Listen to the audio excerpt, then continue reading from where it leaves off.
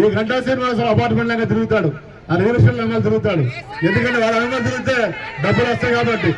కానీ ఈ అవంతి శ్రీనివాసరావు ఎప్పుడు కూడా మిమ్మల్ని నమ్ముకుంటాడు. పొద్దున్న తెలిస్తే మీ వ్యాపారాలు ఎక్కువ వస్తాడు. ఎందుకంటే నాకు కావాల్సింది లంచాలు కాదు, డబ్బులు కాదు, మీ అభిమానం, మీ ప్రేమ ఉంటే చాలు. నాకు గతంలో 2 సార్లు మీరు అభిమానం ప్రేమతోటి మీ అందరూ ఆస్వాదించారు. దేవుడి వల్ల నాకు అన్ని బాగానే ఇచ్చాడు భగవంతుడు. మరి నాకు ఉన్నది కూడా 2 పిల్లలు. మనిషికి సెల్ఫ్ కంటెంట్మెంట్ అనేది కావాలి, తృప్తి అనేది ఉండాలి. ఆ తృప్తి లేకపోతే ఎంత డబ్బులు ఉన్నా కూడా వేస్ట్. కాబట్టి మరి నేను రాజకీయాల్లో సేవ చేద్దామని వచ్చాను. ఆ సేవ అనేది పేదవాళ్ళ దగ్గర నుంచే మొదలు పెడతాం. మనందరూ గుర్తుపెట్టుకోవాల్సింది, కరోనా టైంలో కూడా చాలా మందికి పనులు లేవు, ఉన్న ఉద్యోగాలు పోయినాయి, కొత్త ఉద్యోగాలు రాలేదు. ఆ టైంలో కూడా మనందరికీ కూడా మరి డబ్బులు వేసినటువంటి మహానుభావుడు, ఒక భగవంతుడు స్వరూపం మన జగన్మోహన్ రెడ్డి గారు పేదల పాలిట.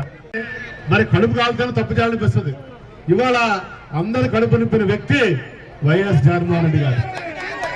మీరే కాదమ్మా, మరి ఇక్కడ 4 సచివాలయాలు ఉన్నాయి. 4 సచివాలయాల పరిధిలో ప్రతి ఒక్క వ్యక్తి కూడా మరి సుమారు 7,000 ఓట్లున్నాయి, 15,000 జనాభా పైన ఉన్నారు. అందరికీ కూడా ప్రతి ఇంటికి కూడా మంచి చేసినటువంటి ఏకైక ముఖ్యమంత్రి ఈ దేశంలో ఒక వైఎస్ జగన్మోహన్ రెడ్డి గారు.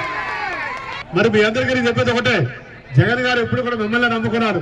మరి మీలాంటి పేదవారికి ఈ రాష్ట్రంలో 1,25,00,000 కుటుంబాలకి 2,70,000 కోట్ల రూపాయలు కులం, మతం, ప్రాంతం, పార్టీ చూడకుండా, ఒక్క రూపాయి అవినీతి లేకుండా మీ ఇంటి దగ్గరగా తీసుకొచ్చి ఇచ్చినటువంటి గొప్ప మహానుభావుడు వైఎస్ జగన్మోహన్ రెడ్డి గారు. తప్పనిసరిగా పేదవాడు ఇవాళ సుఖంగా ఉన్నాడంటే కారణం జగన్మోహన్ రెడ్డి గారు. మీ అందరూ అర్థం చేసుకోవాల్సింది ఒకటే, మీ అందరూ అర్థం చేసుకోవాల్సింది ఒకటే, ఈ యుద్ధం ఏదో జగన్ గారికి, చంద్రబాబు నాయుడు కాదు, పేదవాడికి, డబ్బుని వాడికి జరిగే యుద్ధం ఇది. అందరికీ నమస్కారం. వేదిక మీద ఉన్న పెద్దలందరికీ, గౌరవనీయ పెద్దలందరికీ, అలానే ఇక్కడ ఉన్న వ్యాంబే కాలనీ కుటుంబ సభ్యులందరికీ చేతులు జోడించి శిరస్సు వంచి నమస్కరిస్తున్నాను. మరి 2 సార్లు అవంతి గారిని ఎమ్మెల్యేగా ఆశీర్వదించి పంపించిన భీమిలి ప్రజలు, మధురవాడ ప్రజలకి మా కుటుంబం ఎప్పుడు రుణపడి ఉంటుంది. మరి మీ రుణం తీర్చుకోవడానికి మరొక అవకాశం ఇవ్వాలి అవంతి గారికి.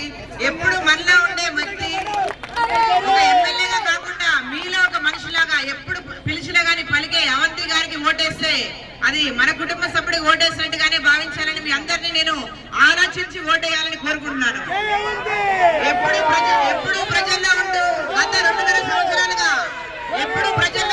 2.5 సంవత్సరాలుగా గడప గడపకి మన ప్రభుత్వం ప్రోగ్రామ్ లో చాలా సార్లు ఈ కాలనీకి రావడం జరిగింది. అలానే వ్యాంబే కాలనీకి 7వ వార్డుకి ఎన్నో కోట్లు పెట్టి అభివృద్ధి చేసిన అవంతి గారికి మరి ఈసారి గట్టిగా 2 ఓట్ల